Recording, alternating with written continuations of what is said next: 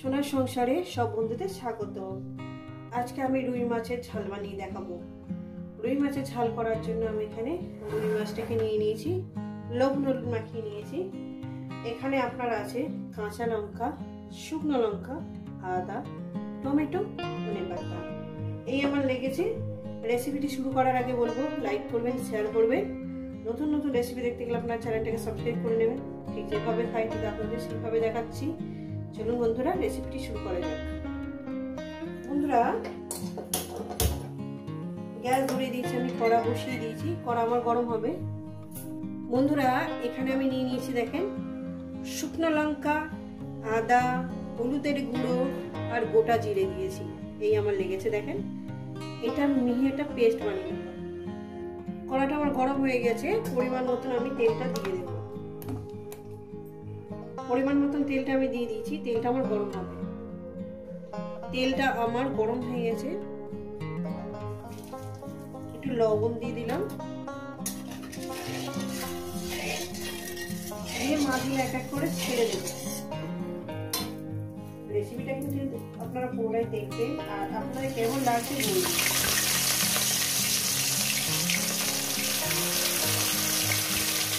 কতগুলো ভালো ততগুলো আমি দিয়ে দিচ্ছি।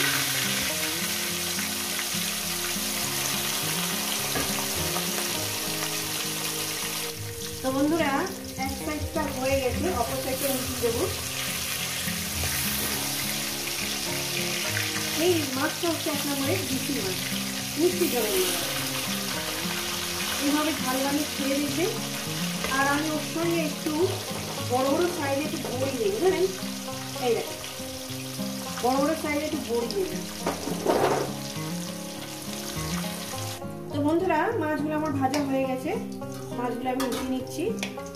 আর বাদ বাকি মাছগুলো আমি ভেজে নিয়ে একেবারে ফিরছি। তো বন্ধুরা, আমার মাছগুলো ভাজা হয়ে গেছে। এটা এর মধ্যে দিয়ে দেবো এই যে 5খানা বড়ি, বড়িগুলো লাল লাল করে ভেজে তুলে নেব। বড়িগুলো আমি ভেজে নিয়েছি। বড়িগুলো আমি এবারে তুলে নেব।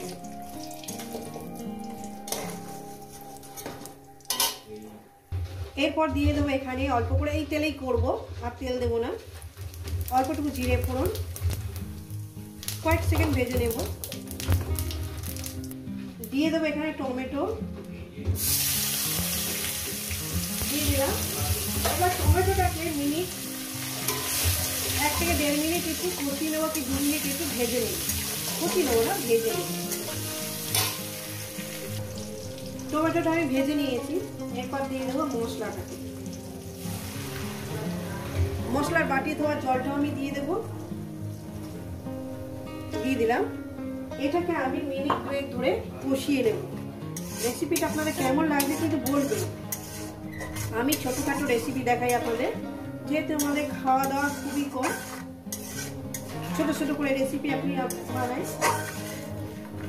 এটা 2 মিনিটের মতন কষিয়ে নেব। আর কষানোর সময় দিয়ে দেবো এই যে কাঁচা লঙ্কাটা আছে না, 4টে কাঁচা লঙ্কা, ধনেপাতা, যাতে ফ্লেভারটা ঝোলের মধ্যে যাতে চলে যায়, দিয়ে দিলাম। এবার এটা মিনিট 2 ধরে আমি এটা কষিয়ে নেব।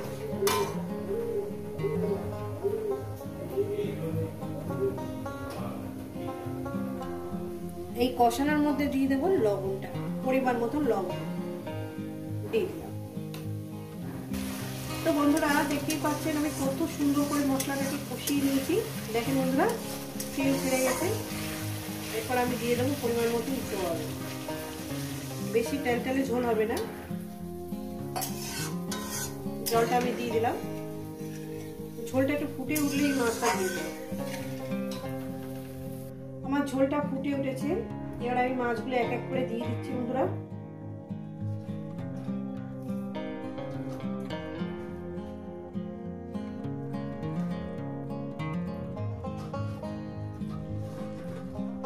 রেসিপি আপনাদের কেমন লাগছে বলবেন কিন্তু।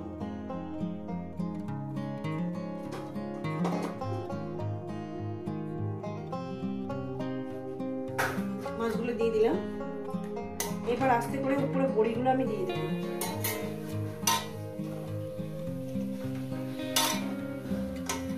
এইভাবে একবার বানিয়ে খেয়ে দেখুন, আশা করি আপনাদের খুবই ভালো লাগবে। এটা আমি আরও 5 মিনিট রান্না করব, তবে এটাকে নামিয়ে দেবো। আর একটু ডুবি ডুবি দেবেন, যেহেতু ঝোল অল্প করছি, গামাকা গামাক হবে, একটু সামান্য সামান্য রস হবে, সেইভাবেই করছি। তো বন্ধুরা আমার রেসিপিটা হয়ে গেছে, মাছের ঝালটা হয়ে গেছে।